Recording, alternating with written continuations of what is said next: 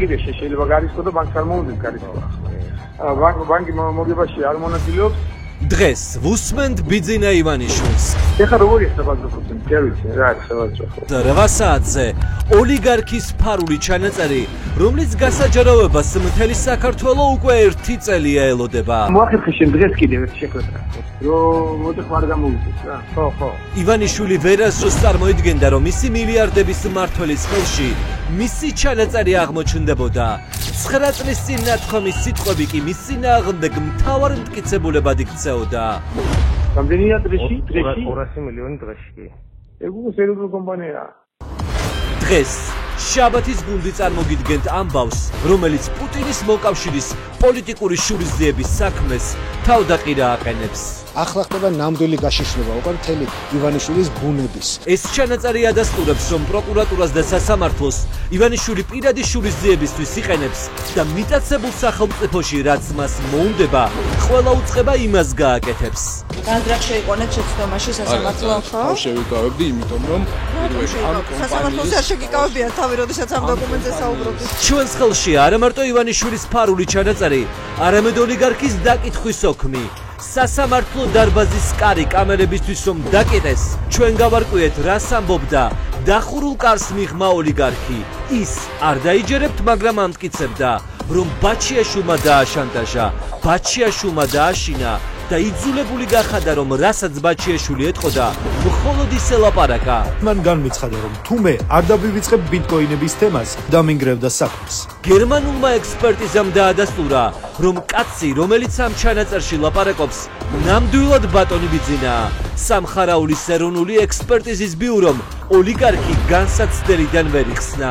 მას აქვს საშიშროება, რომ შეიძლება სხვა ჩანაწერებიც იყოს ჩემსა და მე შორის ნასაუბრები. რაც აქამდე მხოლოდ ივანიშვილმა, მოსამართლეებმა და პროკურორებმა იცოდნენ. დღეს საღამოს 8 საათიდან გაიგებთ თქვენს. რატომ განსხვავდება ბიძინა ივანიშვილის ჩვენებები? და ექსპერტიზის დასკვნას რომ სრულიად სხვა რამეზე საუბრობს და თქვენი ექსპერტი სხვა რამეს ამბობდა? ცნობილი ბრენდების 61 არალეგიტიმური მინისტრის გარდირობში. ალბი ინფორმაცია ფეიკი გაცვიათ ხალხმა და ფეიკი რატოა? აბა 625 დოლარია. ძალიან გასანათლებელი ხარ. ერთი თვის ხელფასი მხოლოდ ერთ პიჯაკში და ბრენდების უსასრულო კოლექცია. საიდან იწყება მაკა ბოჭორიშვილის გამდიდრების ისტორია. ბატონი ბიძინა პირადი ჯებიდან მოისმენთ განცვალე. 10,000-ობით ლარის მხოლოდ სახელგანთქმული დიზაინერის ქმნილებები. ბინები თბილისის შუაგულში, კერძო სახლი მდიდარი ქართველების უბანში და მიწა წავკისის ველზე. ჩვენ ვარკვევდით, როგორ მოახერხა ერთი საჯარო მოხელის ანაზღაურებით ამ ყველაფრის მოგროვება. ეს არ არის თქვენი საქმე. ტანსაცმელს ვიყიდი. თუ ჩემ დიშვილებს მოვახმარ. არალეგიტიმური მინისტრი ცდება. მინისტრის შემოსავალიც და გასავალიც საჯარო უნდა იყოს. ჯერ ბოჭორიშვილმა ხარჯები დეკლარაციაში დამალა, შემდეგ კი დეკლარაციების საერთოდ გააქრეს. ვინ უწყობს ხელს ოცნების ჩინოვნიკებს ქონების გადამალვაში? სად უნახავ მაგალითად მაკა ბოჭორიშვილის დეკლარაცია რამდენი ხანი ბატონო რაც დაჭირდება გამოკეთებას. ასპარეზია ისევ ბატონი რაჟდენი, რომელმაც ოცნების ჩინოვნიკების დეკლარაციები უბრალოდ გააქრო, რომ თქვენ ვეღარ გაიგოთ ვინ როგორ გამდიდრდა. ვისგან მოგეძალება ყობახიძისგან რომ უნდა ჩაგეკეტათ?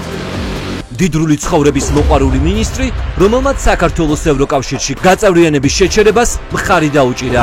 დღეს 8 საათზე. მილიონის ხოთა როგორ შეიძინეთ? თქვენ ხომ 4 კრედიტებს დააკვირდით შემოძიეთ.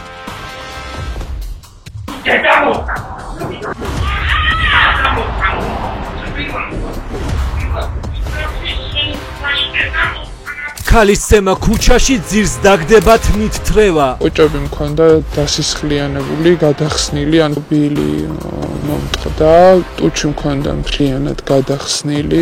გადაცება თავისუფლების უკანონო დახკვეთა და მუქარა. მოკლავ, არავინ არ ყავს, არავინ ვერ გიშველის. და ამ უმძიმესი დანაშაულისათვის სასჯელად არც ერთი წუთი პატიმრობაში. რამდენიმე თავისუფლებაზე როგორ ხართ? მამა თქვენის გავლენები ხავებით? დღეს 8 საათზე ნახეთ რას გპატიობს რეჟიმი, როდესაც ბიზნესმენი მამა ივანიშვილების ოჯახის ახლობელია და ოლიგარქის პარტიას აფინანსებს. უჩამ ამასაშულთან თქვენი მეგობრობა ხელშეუხებლობის გარანტიაა? გომელაურს დაარეკინეთ?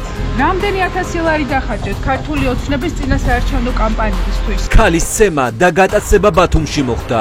დანაშაული ბათუმის სათვალთვალო კამერებმა აღბეჭდეს. თუმცა პოლიციაში, რომლის შეფიც სკანდალური ირაკლი დგებუაძეა, დანაშაული ჩაფარცხეს. უჩამ ამაცაშვილი რამდენიმეჯერ გაიმეორა და ასევე იური ნოზაძე. ნახეთ, სახეში სილის გაწვნის გამო ზეამაღლობელი რომ ციხეში გამოკეტეს. როგორ იქცევა რეჟიმი, როდესაც საქმე ქალზე ენით აღუწერელ ძალადობას ეხება? როდესაც მოწმეებს კითხავენ, თქვენთან აწამებენ, მაინტერესებს. ზემოდან რეკავენ, რომ დამნაშავეებს ხელი დააფაროთ? შაბათს 8 საათზე გიყვებით ამ საქმეში გარეულ საჩხერელ მოსამართლე ყიფიანზე, რომელმაც წარმოუდგენელი გადაწყვეტილება მიიღო. ბატონო ივანე, გელოდებით და შეიძლება რომ ყურადღება მომაქციოთ?